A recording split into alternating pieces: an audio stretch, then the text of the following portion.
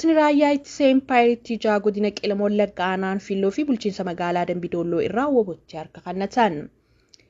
Murni faashisti PP ilmaan Oromoo ittiin cabsee Empaayirii keessa tursiisuuf dargaggoota Oromoo humnaa fi gowwoomsuun qabee leenjii waraanummaa kennuufiin godaannisa seenaa saba isaanii irratti akka hojjetaniif bobbaasisuu ilmaan Oromoo kanneen karoora dabaa fi cubbuu Abiyyi Ahmad qabatee socho'aa jiru irratti dammaquun mooraa sirnichaa gananii gooticha waraana bilisummaa Oromootti harka kennachaa jiru. Akka kanaanis waxabajjii 19 bara 2023 miseensotni raayyaa ittisa Empaayirii lama godina Qeellam Wallaggaa aanaan Filloo mooraa waraana biltsiginnaa magaalaa seeraan tumii irraa qawwee dachaatuu lama rasaasa 300 fi hidhannoo lama waliin waboo bira ga'anii jiru. Kana malees waxabajjii 18 bara 2023 godinichuma bulchiinsa magaalaa Dambidolloo keessaa miseensotni 4 qawwee keemii turkii lama dachaatu lama rasaasa 100 boombii lamaa fi hidhannoo 4 qabachuun sirnicha gananii wabootti makamanii jiru. Miseensotni waraana biltsiginnaa duraanii hongochaa badii sirnicha utubuuf hojjetanitti saba keenya dhiifama gaafanna jechuun kana booda lubbuu keenya hafallee saba keenyaaf ni qabsoofna jechuun ejjennoo isaanii kan ibsan yoo ta'u ilmaan Oromoo achi keessa hafanis hatattamaan qabsoo saba isaaniitti akka makaman dhaamsa dabarsaniiru. Finxaaleeyyiin naannoo Amaaraa aanaalee ollaa sanaan waldaangeessanitti uummata nagaa irratti aleellaa gurguddaa dhaqqabsiisanii uummata buqqaasanii uummata jumlaan fixaa jiran irratti yaada akkanaa kennitaniif isin affeere mee maaltu jira aanaa kiiramuu keessaa taateen dhiyeenya kanatti adeemaa jiru maali? Taateen aanaa kiiramuu keessatti ta'aa jiru waan dur ta'e hin beekne seenaa badaa seenaa namatti hin tolletu uummata Oromoo irratti dararaa ta'aa jira. Ni dhaga'ama itti fufaa.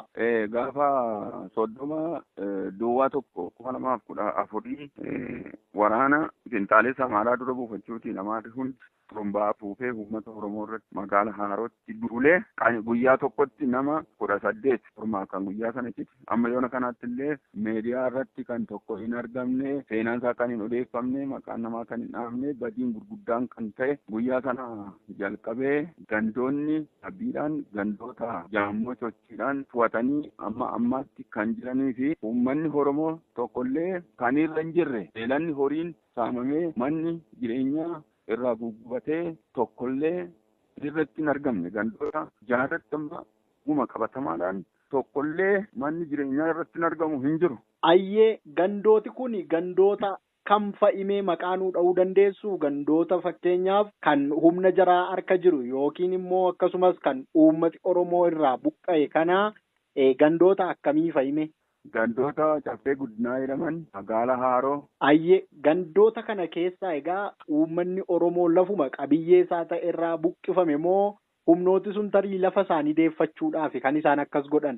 Jireenya baay'eedha gandoota jaaraa isaanii humnumaan jechuudha humnumaan irraa kaasanii uummata qalanii irraa isaa qaqqabatan qalanii saarree rasaasaa rukutanii mana irraa guggubanii fixanii horii irraa saamanii qabeenya Oromoon qabu moo hunduma kan inni mana keessaa qabu kan inni alarraa qabu irraa humnumaan hayyanii harquullaa amma yoona kanaa duwwaa jechuudha 2014 kaasee amma ammaatti gandoonni jaha kan eeruu isaaniirra hin jirre haraddaa isaaniirra kan hin jirre hojjechaa qotachaa kan hin jirre irraa buqqaanii binaananii aanaa biraatti inni kaan magaalittii hiramuu keessatti rakkataa kan jiran ta'uusaa kana lammiin keenyas ta'e akka biyyaatti tunuuf dhagahame gaarii dhalee yaadani maaliif dhokatee jira addanatti rakkoon addan ta'e jiru kun hundisaa dhokatee jira miidiyaa irratti illee bakka tokkotti illee dubbatamaa hin jiru lammiin Oromoo nu dhaga'ee hin jiru akka biyyaatti addunyaa nu dhaga'ee hin jiru isa kanaaf rakkina balaa keessa jira uummanni addana kanaaf immoo ammayyuu uummanni kun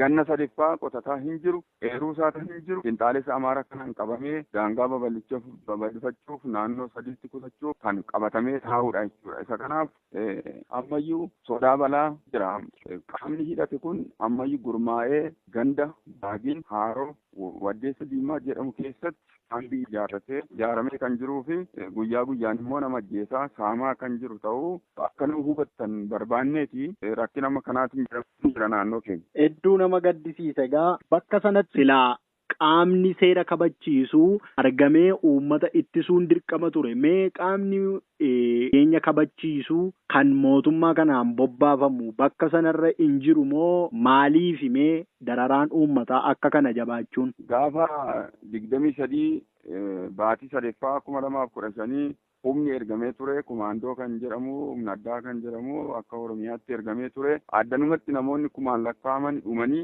lafeen isaanii goodaan ammee kan taa'uu fi owwaalallee kan hin arganne. Amma kanatti jechuudha. Owwaalallee kan hin arganne lafeen isaanii mataan isaanii goodaa argamudha. Asumatti hafanii hin fixanii. Isaanii humna mootummaan as geesses immoo iddoo kana jechuudha humni dhufee jira. Yoo waraanni humni mootummaa sun as darbu isaan as darbu, yoo humni mootummaa as darbu akkasiin asuma keessa ijaaramanii kan jiraniif yoo addana kana waraanni jirate achi sana ammoo nama ajjeesaa saamaa kan jiran furmaatallee kan hin arganne immoo namaatti yaaddoon uummata Oromoo baay'ee daranama guddaadha ammoo ammaatti jechuudha furmaan hin jiru. Humna mootummaatii ol ta'an jechuudha. Humna mootummaatii ol kan ta'aniif hin qabani. Humna mootummaa keessoo isaa hin barree humna mootummaa ol kan ta'aniif hin qabani. Itti bu'amee guddaa irra guddeessatti akka komaandootaa fi akka humna addaa Oromiyaatti itti bu'anii turanii humna isaanii ol ta'e. Eddesi as garuu tarkaanfiin irratti fudhatameeti deemsi jara kana dhabamsiisuuf yookiis dhabamsiisuuf itti deemame laafaadha hin jiru. Akkas jechuun egaa tarii mootummaa dhumtii federaalaatiif akkasumas mootummaan naannoo Oromiyaa gocha finxaaleyyoonni kun Oromiyaa keessatti as ce'anii hojjetan ni deeggaruu jechuudha karaa biraatiin. Nama shakkisiisaa. Nama shakkisiisa maaliif raawwiin tokko gaa'ifuu uummanni dararamee girmachuu waa dhabuu lubbuun nama har'a beelanni tokko yoo qalamee bulellee kan barbaadamu lubbuun nama kumaatamaan lakkaa'uu dhumee qalamee albeedhaan jechuudha. Taatee addana kana keessatti ta'u mililik dur kana godhe lamee seenaan kan odeeffamu taatee amma ta'aa jiru kana aanaa kiiramu keessatti ta'aa jiru kana hin goone. Isaa olti ta'aa jira. Qaama namaa irraa baafatanii itti sirbuudhaan itti geeraruudhaan wanti ta'aa jiru wanta nama gaddisiisudha. Ammuma kanayyuu immoo uummanni harkee lubbuusaa baafate kuni dhumii isa eeggachaa jira. Dhumii isa eeggachaa jiru immoo inni tokko hamni ijaaramee uummata adeemee ajjeesaa saamaa jiru ammayyuu itti fufee jira. Inni lammaffaa immoo kan nyaatu kan dhugu hin qabu, hojjetataa hin jiru, qotataa hin jiru, eeruu isaarra hin jiru, mana isaa hin jiru, adeemee doormii namaatti rasaa darrabamee itti dabalamee hidha'amee nama 30 nama 20 ta'e mana tokko keessa galaa jira. Dhukkubaa fi beelaan kan dhumudha. Kanatti isa eeggachaa jira. Ammaa kana birmachuu hin qabu. Qaama kamirraa birmachuu hin qabu. Uummanni addanaa kun rakkoo bal'aa rakkoo amma kanaan jedhamnetu irra jira. Isa kanaaf immoo lammii keenyas ta'e akka biyyaatti kan jiru keessaaf ala kan jiru dararama Oromoo aanaa kiiramu keessa jiru otoo hubatee gaariidha. Tumsa gochuu danda'u gama gochuu danda'uutiin otoo nu hubateeti. Rakkinni jiru kun rakkoo akka kanaa jedhamee lakkaa'amu miti garuu waan ijaan argan malee wanti gurraan dhagaan dhugaa waan hin fakkaanneef yoo waan haasa'u. Baay'ee ulfaadhaa baay'ee gaa dhugaa dubbachuuf waan nama gaddisiisu akka waan mataa namaatti bu'uudha. Yeroo garaagaraatti illee irraa gabaasuuf gaafa miidiyaan garaagaraa neetworkiin illee hin jiru tajaajiloonni garaagaraa hin jiranii sababa kanaatiif egaa danqaan kun hunduu uumameera. Ammas egaa uummatii addunyaa akka dhaga'uuf dhiibbaa gochuu dirqamadha.